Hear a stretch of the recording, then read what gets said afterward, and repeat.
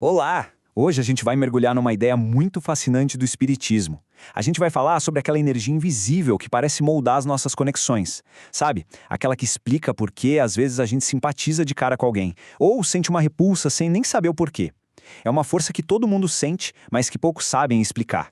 Para a gente entender essa ideia direitinho, nosso papo vai seguir um caminho bem lógico. Primeiro, vamos definir o que é esse tal de fluido invisível e quais são as propriedades dele. Depois, a gente vai ver como a nossa própria vontade entra nessa história. Como esse fluido cria uma atmosfera pessoal em volta da gente e, no final, como tudo isso se junta para explicar a química das nossas relações. Vamos começar com aquela pergunta que com certeza todo mundo já se fez um dia. Por que será que a gente encontra um estranho e pá, a conexão é instantânea? Ou o contrário, por que a gente às vezes sente uma antipatia na hora, sem ter um motivo lógico para isso? Pois é, conforme o entendimento do espiritismo, existe sim uma explicação para esse fenômeno. Ok, vamos ao conceito-chave de hoje, o fluido perispirítico. De acordo com essa doutrina, ele seria uma parte, uma emanação de uma energia cósmica que existe em todo o universo. Só que em cada um de nós, essa energia se torna única, pessoal, formando uma espécie de aura ou uma atmosfera energética ao nosso redor. Bom, a primeira coisa importante para entender é que a gente está falando de algo invisível, pelo menos para os nossos olhos comuns. Ele não se mostra de forma direta, mas os seus efeitos, esses a gente sente o tempo todo nas nossas interações. Para a gente ter uma ideia melhor, dá para fazer uma comparação. Pensa na luz ou na eletricidade. Esse fluido seria parecido, no sentido de ser imponderável, de ser invisível no seu estado normal. A grande diferença é que ele não produz os efeitos físicos que a gente conhece, como o calor ou o movimento.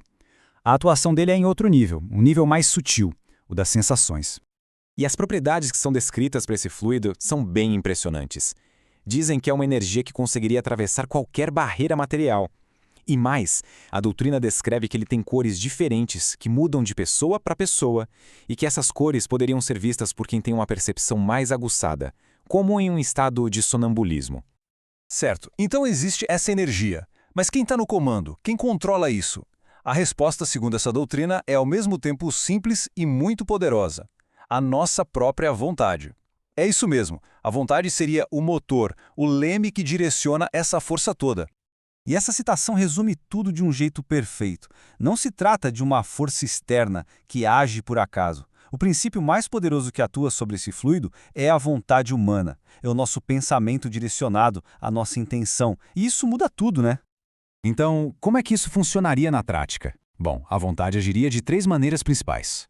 Ela pode direcionar essa energia para um alvo específico, ela pode saturar, ou seja, impregnar um lugar ou uma pessoa com essa energia, e pode também restringir, ampliando ou limitando a ação dela. É um controle ativo, constante. Certo. Se essa energia é controlada pela nossa vontade e é única em cada um, isso quer dizer que cada pessoa carrega consigo um universo fluídico particular, uma atmosfera que é só sua. E o ponto central é este. Sob essa ótica, nós não somos apenas um corpo físico. Cada um de nós seria o centro de uma emissão constante de energia, uma onda fluídica que se espalha ao nosso redor o tempo todo. E tem uma analogia ótima para visualizar isso. Pensa assim. Do mesmo jeito que o planeta Terra tem a sua própria atmosfera, que envolve e protege, cada ser humano teria a sua própria atmosfera energética, que não se separa da gente.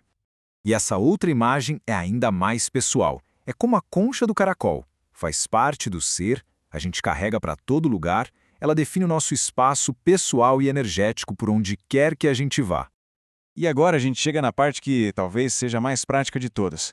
Como é que essa teoria explicaria aquela química invisível das nossas relações? A razão por trás das simpatias e antipatias que a gente sente.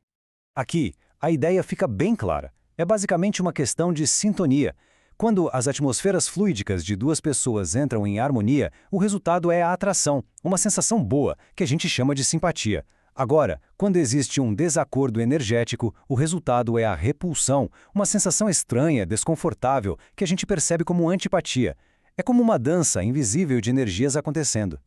Isso também explica o poder que os grupos têm. Quando pessoas com pensamentos e intenções parecidas se juntam, suas atmosferas fluídicas se somam. E aí os sentimentos individuais não só se juntam, eles se amplificam. Criam uma força coletiva muito poderosa. É só pensar na energia de um estádio, de um show. E aí esse gráfico ajuda a gente a visualizar o tamanho desse poder. A vontade de uma pessoa sozinha já tem a sua força. Mas e um grupo em que as pessoas não se entendem, onde as energias se anulam, tem uma força muito menor. Agora, um grupo em harmonia, a força se torna exponencial. A união de vontades cria uma energia muito, mas muito maior que a soma das partes. O Espiritismo usa uma metáfora musical para isso que é fantástica. Quem é que nunca se sentiu como uma nota dissonante num concerto? É aquela sensação de chegar num lugar e perceber que a sua energia, o seu humor, simplesmente não combina com o do ambiente. Seria um exemplo perfeito de um desacordo fluídico em ação. Então, o que define o poder de influência de uma pessoa? Seriam 3 fatores principais: a quantidade de fluido que ela tem, tipo uma reserva, a qualidade, que é a assinatura única da sua energia, e, claro, a energia da sua vontade, a força com que ela projeta essa atmosfera no mundo. No fim das contas, o ponto crucial é este. A dinâmica entre duas pessoas é profundamente influenciada pela compatibilidade de suas atmosferas fluídicas. A harmonia, ou o conflito, começaria nesse nível invisível antes mesmo de uma única palavra ser dita. E para a gente fechar, fica uma reflexão. Se a nossa vontade é o motor que direciona toda essa energia, a pergunta que fica é: o que a gente está projetando no mundo? A nossa atmosfera pessoal está construindo pontes de simpatia e conexão? Ou será que está erguendo barreiras de repulsa e isolamento? Segundo essa visão, a resposta está na intenção por trás de cada pensamento nosso.